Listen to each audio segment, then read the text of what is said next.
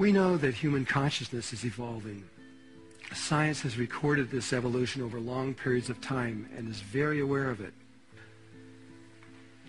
The Encyclopedia Britannica, it discovered something recently, and I think it was in about the late 80s when this happened. They discovered that if you took all the knowledge that all of humanity had learned since the beginning of our civilization, which is the Sumerians, about 6,000 years ago, in 1 month, we are learning as much as we've learned in 6,000 years. What the Mayans say is that we are about to go through a consciousness change. We are about to become something brand new, a new species, a new way of perceiving the reality. But if you think that technology is going to save you from what Mother Earth is about to bring to humanity, and if the Maya are correct, then you're in for a hard surprise. Like we said in the beginning, life is not what you think it is. And the Sanskrit Vedas, written over 6,000 years ago, it speaks about this time we now live within. It talks about how we learn about electricity and magnetism, and that how we learn to fly in the sky with metal boxes. That's actually a quote. And then on a single day, the Vedas say, we give it all up. What good is technology to a people if they discover that the human body and human consciousness is capable of doing everything that technology is now doing, and far, far more? This is what we are about to understand, according to the Maya. When the ancient world enters into ceremony, they enter into a sacred world of eternal possibilities. The Maya have predicted that as we approach 2012, humanity will enter into chaos on a very deep level. But you will have no reason for fear. It is not the end, it is the beginning. But if we focus on the end of this cycle, as we look back around us, we see that everything in modern times right now are beginning to degenerate and break apart on vast and primal levels, exactly as the Maya had predicted. The times we live within are precarious, to say the least, for our dear planet and for all life that lives upon her. According to the Maya, all of this chaos was predicted long ago, for we are approaching the end of a very long cycle of time. And when this cycle ends, this chaos always happens. It's part of the cycle of life. It is natural. But the Maya predict that this chaos we are now experiencing is just beginning, that something much greater than anything we are now experiencing is about to appear on Earth. And please understand, the prophecies that are about to be revealed are not just fantasies predicted by the Mayan calendar, for what I'm about to disclose from the Maya is backed up by hardcore modern science, as we will soon show.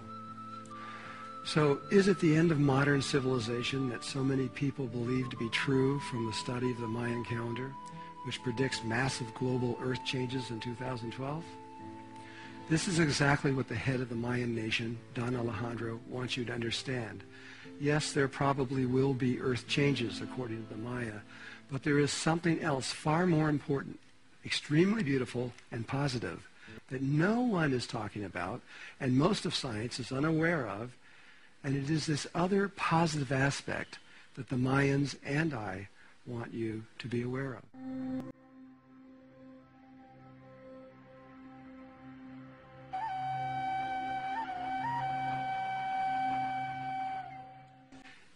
If this end of this cycle is a human disaster or a blessing for all of humanity, it will depend on humankind, as it was explained to me by not only the Maya but many other tribes.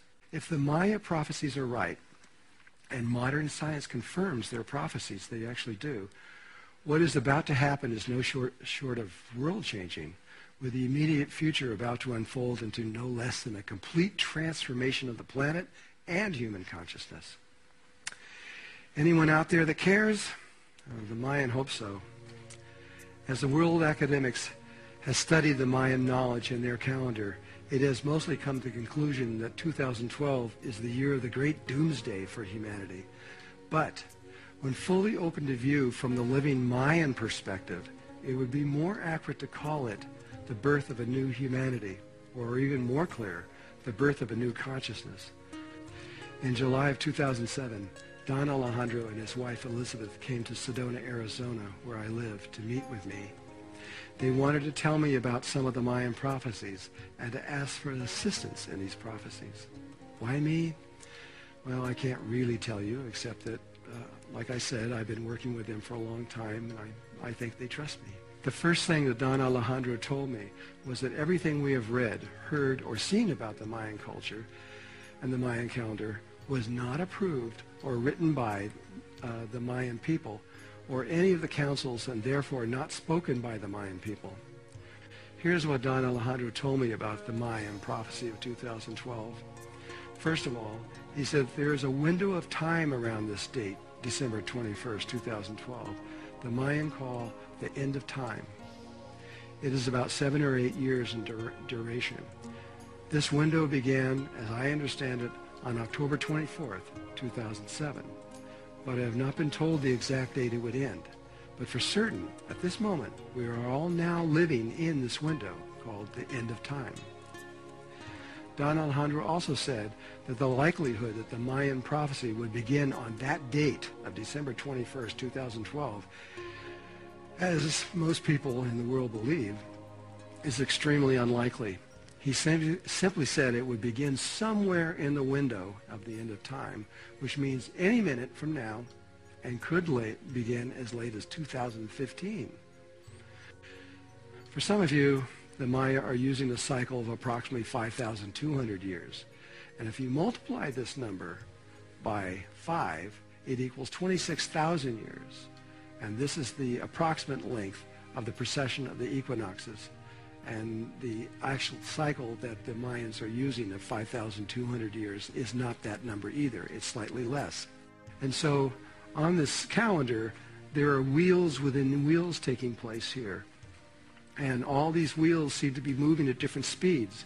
One of these is the precession of the equinoxes, which we'll explain in detail in a minute. And it comes back around approximately every 26,000 years. These 52,000 year periods are 5 times on here where they don't meet the precession whatsoever, but once every approximately 26,000 years, those two cycles come into perfect alignment.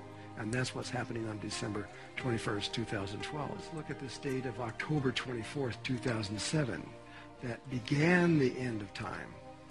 What was special about this date?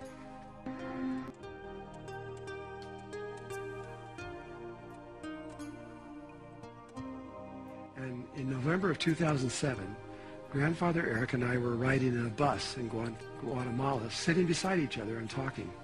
And Grandfather Eric asked me if I saw the blue sphere in the sky on October 24th, 2007. I told him I didn't actually see it, but that my daughter saw it and watched it as it happened. I told him I saw it on the internet, but I didn't see it. He said, could this be the blue star prophecy that was prophesied over 200 years ago by our tribe? But here's what happened. Just before October 24th, 2007, a comet named Holmes came into our solar system, a very small, fast-moving comet. No scientist thought too much of this cosmic event. It wasn't a big deal. But then on October 24th, 2007, this comet exploded and rapidly became a huge blue sphere in the sky, expanding and expanding until it became larger than the sun. It is now recorded as the largest object ever observed in our solar system. And so as I understand it, when Grandfather Eric arrived back home in Hopi land, the Hopi Council met and it was agreed upon that this blue sphere was the blue sphere prophecy of the Hopi.